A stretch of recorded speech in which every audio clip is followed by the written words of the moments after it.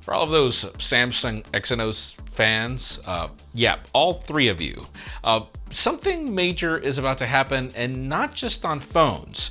Because yes, it looks like AMD is ready to fix most of the problems we've had with Exynos chips, and it's happening soon.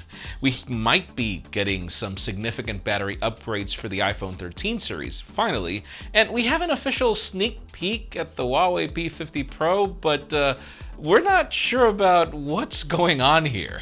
I'm Jaime Rivera, and wow, it's really June already, and I know, that's crazy, but so is everything that we're going to talk about today. This is Pocketnow Daily.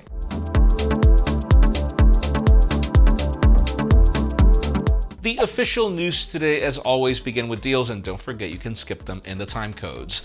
I just love how Amazon discounts products that just got released. Like, for example, like the new Samsung Galaxy Book Pro, out of which I just reviewed the Pro 360 variant, is available for $98 off, leaving the half a terabyte of storage variant for $1,002. Now, my recommendation is that you go to Samsung.com, as they have that same variant for around $650, but you need an eligible laptop for trade-in.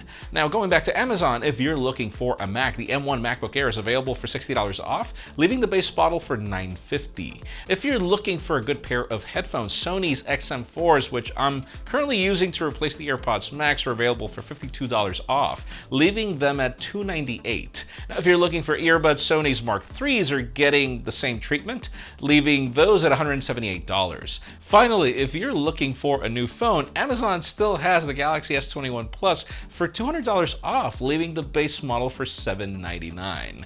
We have more deals on other Sony headphones, earbuds, other Samsung products, and more in the description.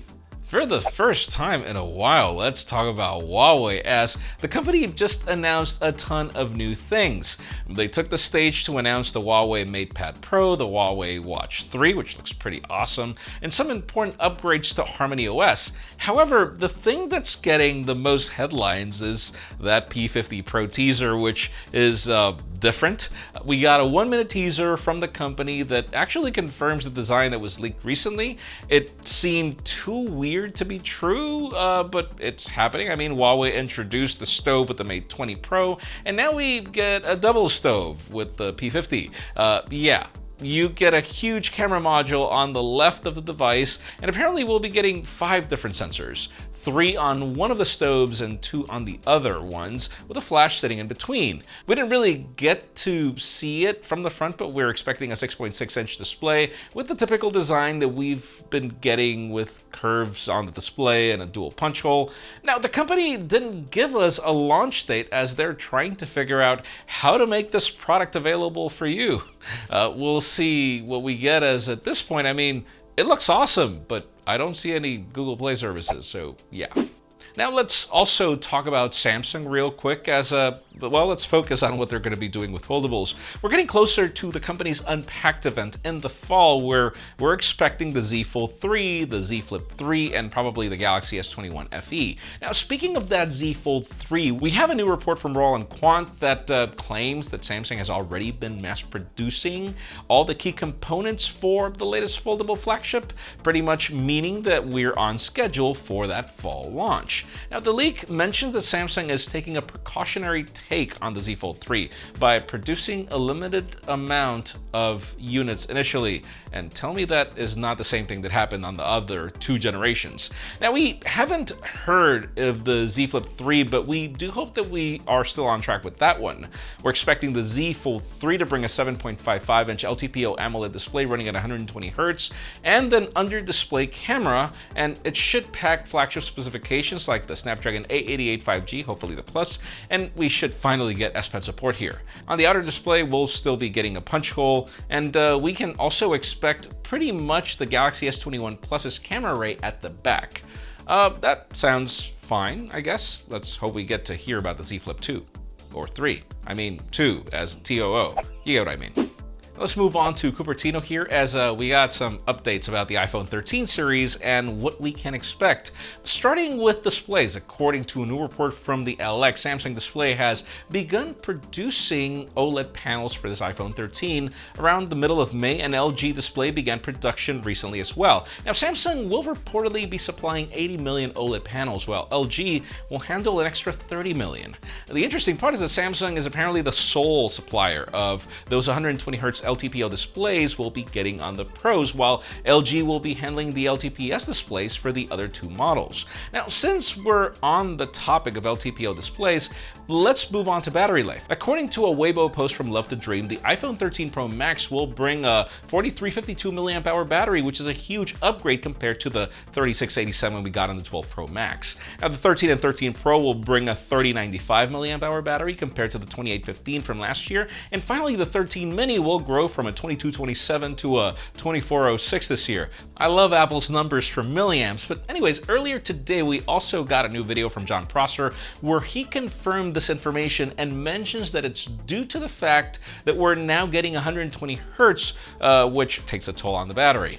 He actually went on to share the CAD render files for the iPhone 13 series, which also confirmed the new camera module from the 13 and the 13 Mini. I mean, so far, so good. I don't mind these being thicker if it enables the features, but those camera modules on the other ones, those are interesting. And finally, for the hottest news today, let's talk about Samsung and everyone's favorite processor, the Exynos.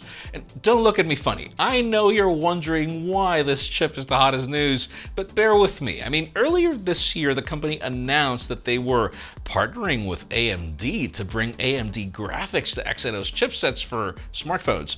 Well, now we have some more details from AMD on what we can expect from their event at Computex 2021. According to AMD CEO, the upcoming Exynos will bring RDNA 2 graphics, which is a new GPU for mobile devices. From here, we can expect advanced features including ray tracing, variable refresh rate shading, and this will also allow high-fidelity graphics as well as improved power efficiency.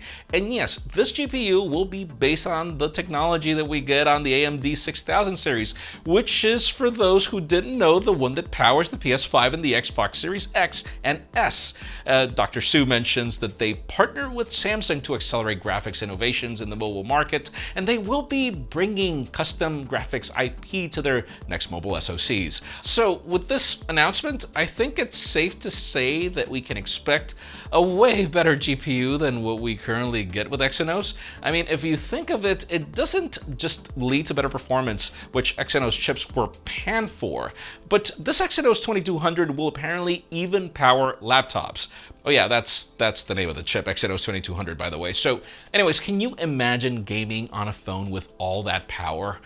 In today's question, let us know, I mean, does it make you interested in an Exynos-powered Galaxy in the future, or even a laptop? Because in my case, listen, if the M1 is any indication of power, imagine console-like graphics being included.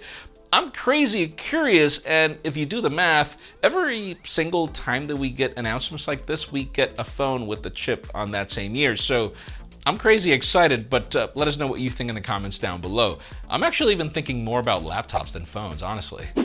Friends, again, if you want to get the news earlier, follow us on PocketOut.com and subscribe to our channel for more videos like this one. You can also follow us on social medias. Our extended coverage happens on Instagram. And follow me on my personal handles to see me forget the outro every now and then lately. I don't know why. Please give this video a thumbs up if you like what you saw. I'm Jaime Rivera. Thanks so much for watching. We'll see you tomorrow.